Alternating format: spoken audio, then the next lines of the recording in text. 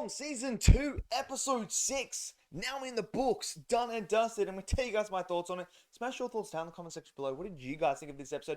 Did you love it? Did you hate it? Smash it down there. Smash that like button. Click subscribe. And let's talk about the newest episode of From right now.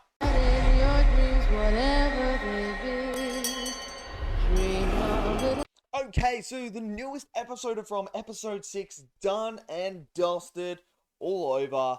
Now we move forward into Episode 7, but Episode 6, look, Episode 5 last week, I thought was a weaker episode in this season, and a weaker episode in the show.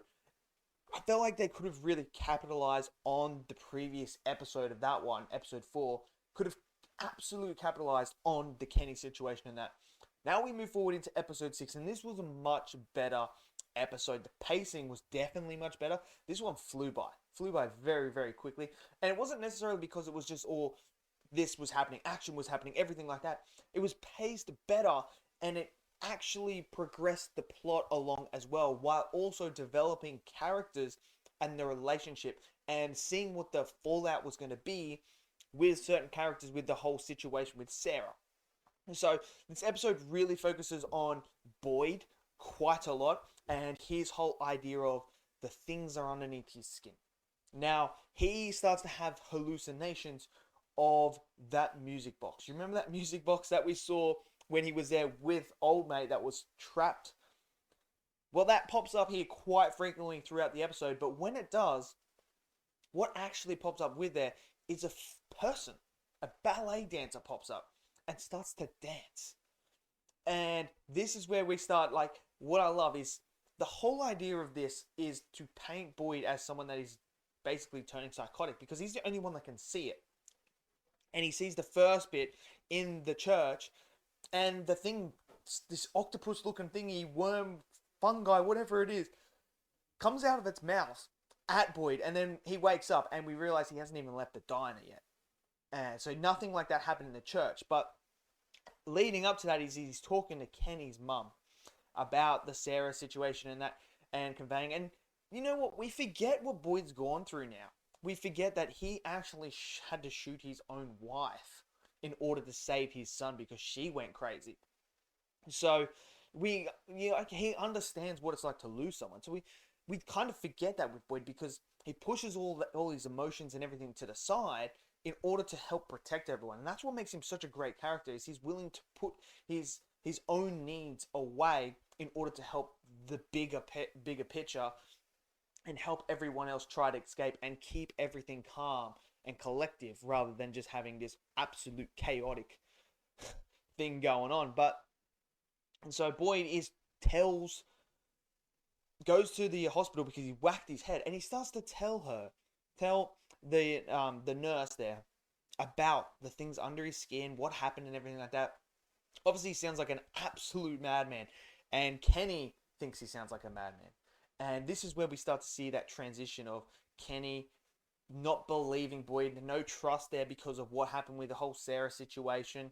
So you have that all happening, and that's all happening as, the sun goes down. So we know what happens when the sun goes down. But then we also have the stuff going on with Donna and Colony House and the food, as we find out that this is all they have left. This is it. They got to ration this out, and there's only really a month's left of food there. That, like, crops don't just grow instantly like that. They're going to take time. So that becomes an issue. And then obviously the big thing that happens in this episode is at Colony House, when Donna's not there. She's going to take the food to sort it all up and try and ration it out. And so Ellis and his girlfriend or fiance are in charge of lockup, and someone gets accused of stealing food, and it just turns into this big thing. And Ellis is trying to tell this guy to calm down. This guy has got a knife and he's yelling at his fiance, and so Ellis tries to stop the fight that's about to break out, and the guy turns around and actually stabs Ellis in the stomach there. So now it's like the sun's down, everyone's locked up, Ellis is bleeding out, and they've got to make that trip.